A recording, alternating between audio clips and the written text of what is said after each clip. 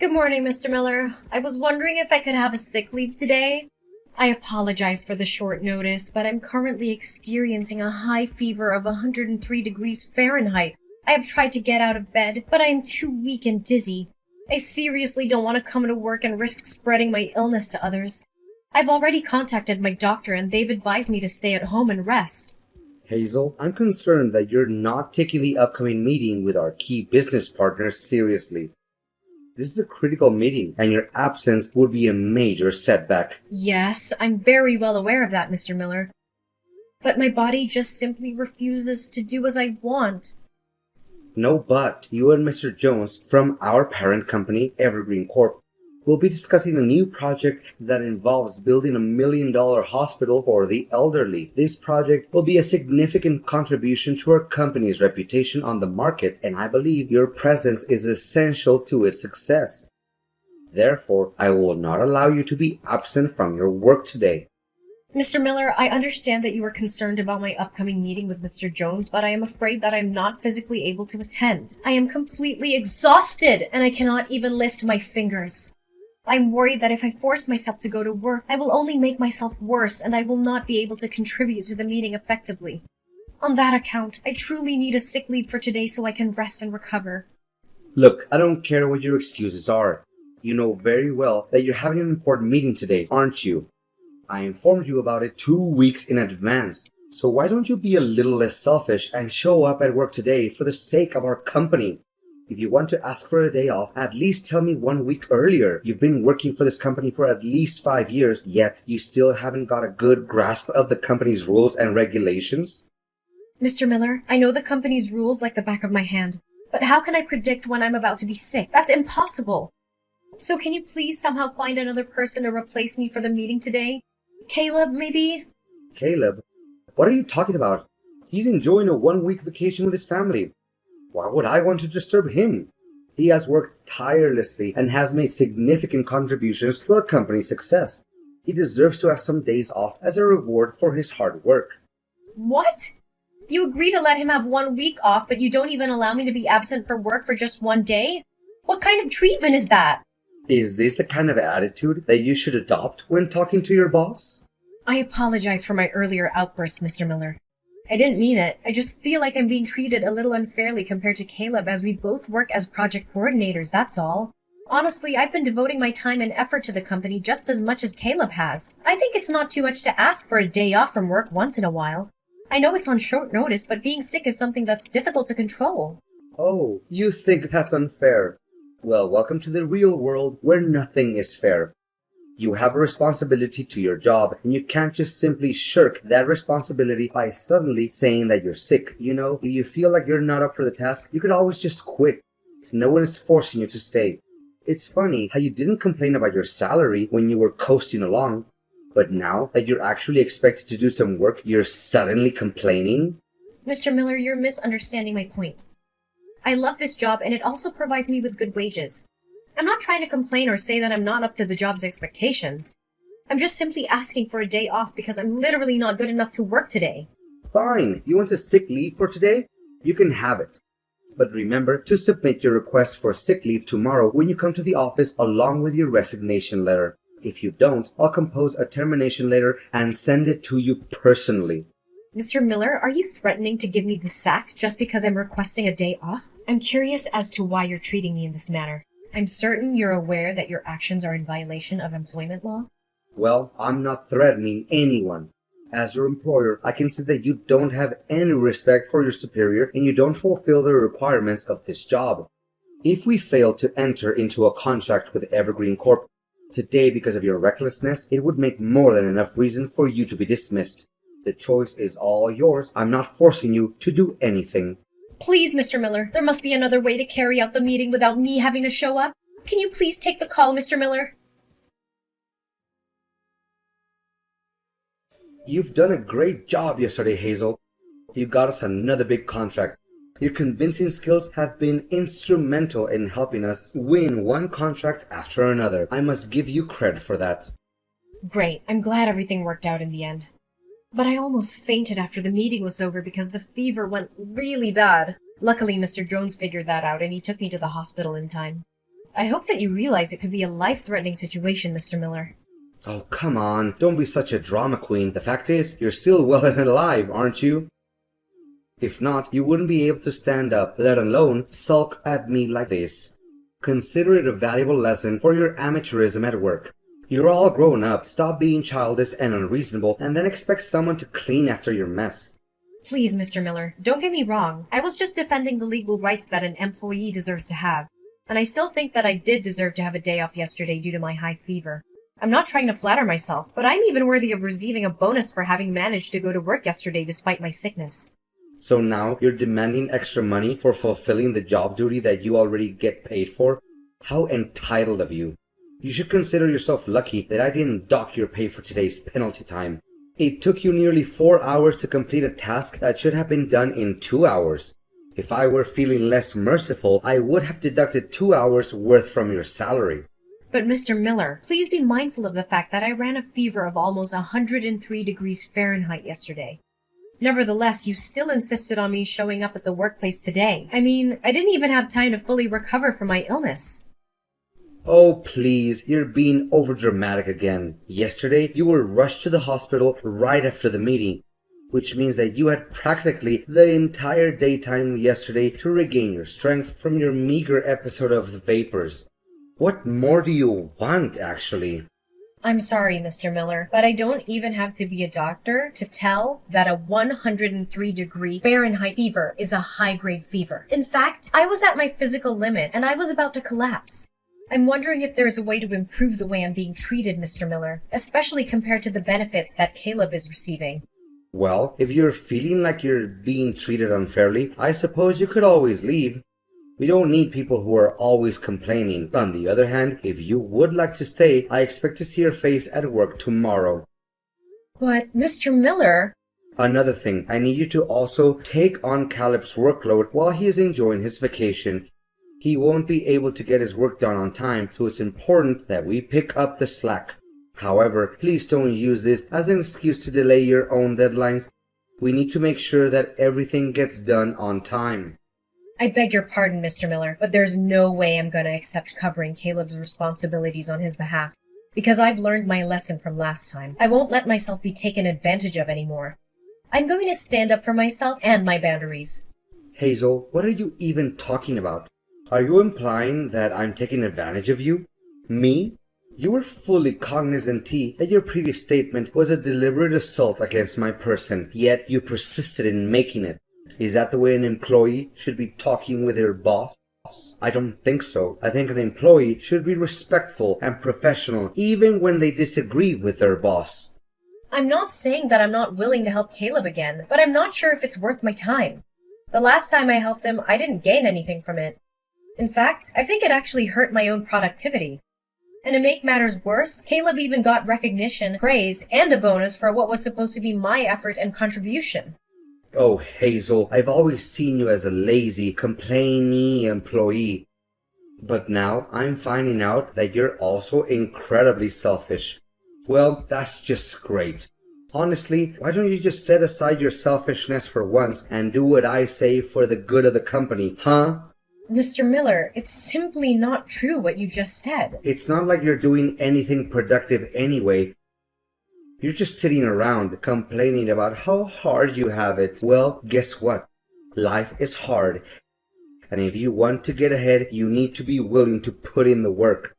So stop being so selfish and start thinking about the company. If you don't, you're going to find yourself out on your ear. Mr. Miller, I seriously don't have any clue what you're talking about. I don't claim myself the most hardworking employee in the company, but I'm proud of my achievements and the contributions I've made to the company's growth. That's why I think it's totally not true when you say that I'm just sitting around and not doing anything productive. Look, I'm not going to waste my time arguing back and forth with you. If you're feeling dissatisfied, please pack your things and leave the office by tomorrow. I'd be more than glad not to see you around anymore. To be honest, you're just a blip on the radar and your contributions are negligible. Do you really think that the company will be unable to function without you? But Mr. Miller, please have sympathy for my family's circumstances. I'm a single mother of 2 children. I truly need this job to support my family. I have been with the company for half a decade, and I have worked hard to build my career here. If I quit this job, I'll have to start my career over from scratch, take a low-paying job, and I won't be able to provide for my family anymore. Does any of what you just said have anything to do with me? Don't delude yourself that you're the only person in the world who has a family to support and needs money to get by. Wake up and face reality. Everyone else is dealing with the same issues as you're having right now, so your excuses mean nothing to me. Mr. Miller, I am simply asking for fairness. I'm not asking for special treatment, but I am asking for the same treatment that everyone else receives. I believe that this is a fair request, and I hope that you'll consider it. Fine, whatever you say. I sometimes find myself wondering who is the superior here, you or me? Hazel, are you there? There's something I need to talk to you about. It's urgent. Yes? What is it, Mr. Miller? I'm happy to help you in any way possible. By the way, Mr. Miller, I wanted to take a moment to thank you for taking my words into consideration and giving me more respect for my rights recently. I appreciate your willingness to listen to my concerns and to make changes that have made my work life more enjoyable. Listen, Hazel, I know it's Sunday and you're not supposed to work today. Nevertheless, I have a small request and I expect you to say yes to it. Okay, Mr. Miller, tell me. My mom is not feeling well and I need your help. I'm going on a relaxing trip to Switzerland with my family today, but I can't leave my mom alone at the hospital. Could you please rush to the hospital and help me watch over her? We've planned and paid everything for this trip, so we can't just cancel it. Well, I suppose. But why don't you just hire a caretaker? Come on, it's not like my mom is going to stay at the hospital forever. She'll be staying there only for 1 month, so I don't think it's necessary to hire a caretaker for that. Besides, it also costs a lot of money, and I'm not going to pay that amount. I know that hiring a private caretaker can be expensive, but I think it would be the best way to ensure your mom gets the care she needs. Besides, I'd appreciate it if you inform me a few days earlier so I have more time to prepare myself. No, I've already made up my mind. In fact, why should I waste my hard-earned money for some stupid caretakers when I already have you, my excellent employee? So, what do you say? If you agree, please go to Golden Years Hospital, room 305. Just provide the hospital staff with my mom's name and date of birth, and they'll show you how to get to my mom's room. But, Mr. Miller, I also need to make time for my personal life. I've been working hard all week, and I even have to work on a side job on Saturdays. Sunday is the only day that I have to relax and spend time with my friends and family. Tell me, what is more important than taking care of a vulnerable elderly woman like my mom? I presume that you also have a mother, correct? You should be able to understand this better than anyone else. Anyways, I'm not asking you to do it. I'm telling you to. Consider it a way to repay me for the kindness I've shown you at work lately. Wait, you said that your mom's gonna be at the hospital for a whole month? But I also have to work and take care of my family, you know? So how will I find time to handle all of my responsibilities, given that I have to work and take care of my family, and now your mom needs care as well? Can you please find someone else to attend to your mom? I don't care how you do it, just get it done. Keep in mind that taking care of my mom and accomplishing your work are now your top priorities. I may not be at the office, but Caleb is keeping an eye on you. So don't even think that you can slack off by doing me a little favor. Mr. Miller, I think what you're asking of me is a little unreasonable. I've told you this 1,000,000 times, but you still force me to repeat myself for you. Don't interrupt me when I'm not finished talking. Anyways, I also expect you to clean my house once in a while. Caleb is having my house key, so you can come to him and ask for it. Another thing, if you have the slightest intention of stealing anything from me, forget about it. I have 24/7 surveillance cameras installed in every corner of my house, so you're not going to get away with anything. Hazel, you did a really good job at taking care of both my mom and my house while I was gone. My mom was so impressed with your care that she even mistook you for a professional caregiver. Can you believe it? Happy to hear you're pleased with what I did. It's the result of me running back and forth between the hospital and your house every day after work to take care of both your mom and your household chores. Honestly, I didn't have enough time to sleep. I can see that my house has been carefully swept and cleaned as well. The floors and countertops are spotless and the furniture looks polished. Well done. I might even consider hiring you as my family's housekeeper, but only if you're willing to work for free. Just kidding, or am I? Nice joke. Oh, I forgot to ask, how's work? Is everything good? Did you fulfill all of the tasks that I assigned you before I went on my vacation? I figured you did, because I didn't receive any text from Caleb. You bet I did. To think about it, it feels kind of strange, because not once during my entire trip did anyone from the company text or call me about work. Well, I must have been lucky. You know what, Hazel? That was the most satisfying and relaxing vacation I've ever had for a very long time. I'm feeling so refreshed, and I can't wait to get back to work tomorrow morning. Well, about that, Mr. Miller, I have something I want to tell you. What is it that's so difficult to tell? Wait, you and other people at the company are gonna throw me a surprise party tomorrow, like you did last time? Well, I really appreciate you guys' thoughts, but you don't have to do it for me. Seriously. I'm just happy to be back at work, and I'd rather just keep things low-key. It's not about that, Mr. Miller. Honestly, I don't know how to put it, but your employment with the company is being terminated, Mr. Miller. What are you saying? You mean that I'm being fired? That's not even possible. I haven't done anything out of line to get myself in trouble. Wait, did you badmouth me to Mr. Jones? That's the only thing I can think of. You're the only one petty enough to do something like that. I knew I couldn't trust people like you. You're all just a bunch of backstabbers. Well, you're half right. I did talk to Mr. Jones about you, but I didn't mean to get you fired. I just told him the truth and nothing but the truth. What truth? You're getting on my nerves. Tell me now. Firstly, don't get me wrong, but I didn't intentionally meet Mr. Jones in person. We accidentally bumped into each other when I was taking care of your mom in the hospital. It turns out that Mr. Jones's mother had fallen ill, so he was spending all his time taking care of her. I must admit, the way he took care of her was truly heartwarming. He was so attentive and loving, and it was clear that he cared deeply for her. I'm sure any mother would be lucky to have a son like him. Hey, can you please cut to the chase? I don't have the time or patience for this nonsense. What did you say about me to Mr. Jones behind my back? Well, as I said, nothing but the truth. I told him that you forced me to go to work when I had a high fever, assigned me all of the work that was meant for your favorite employee, Caleb, and even made me take care of your mother in the hospital. You don't know how shocked Mr. Jones was when he learned that the person I was caring for wasn't my own mother, but it was your mother. How dare you badmouth me like that, you witch? You're gonna pay for what you did to me.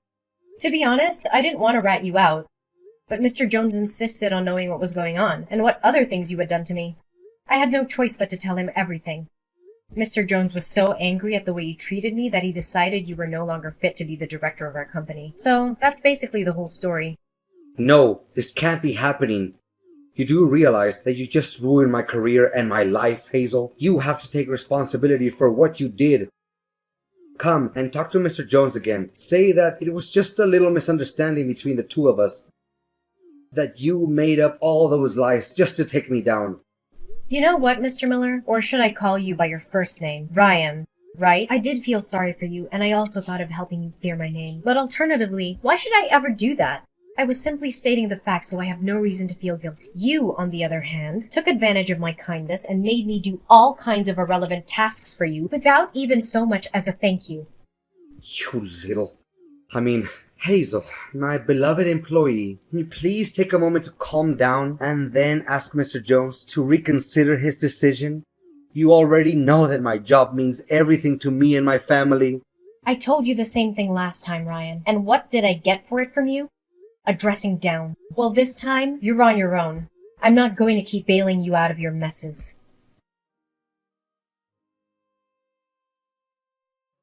Eventually, Mr. Miller, my toxic boss, was fired.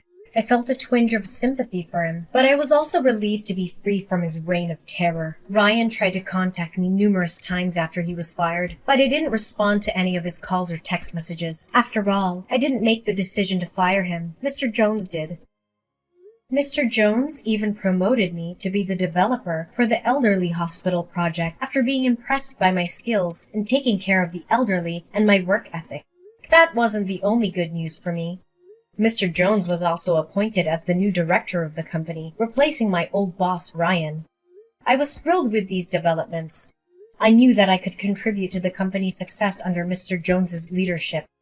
I was also grateful to him for believing in me and giving me these opportunities. The world of employment can be a scary place, and dealing with a toxic boss is definitely something I would rather forget. However, it has also taught me valuable lessons, such as knowing my worth, speaking up for myself, fighting for my legal rights, and seeking help from others.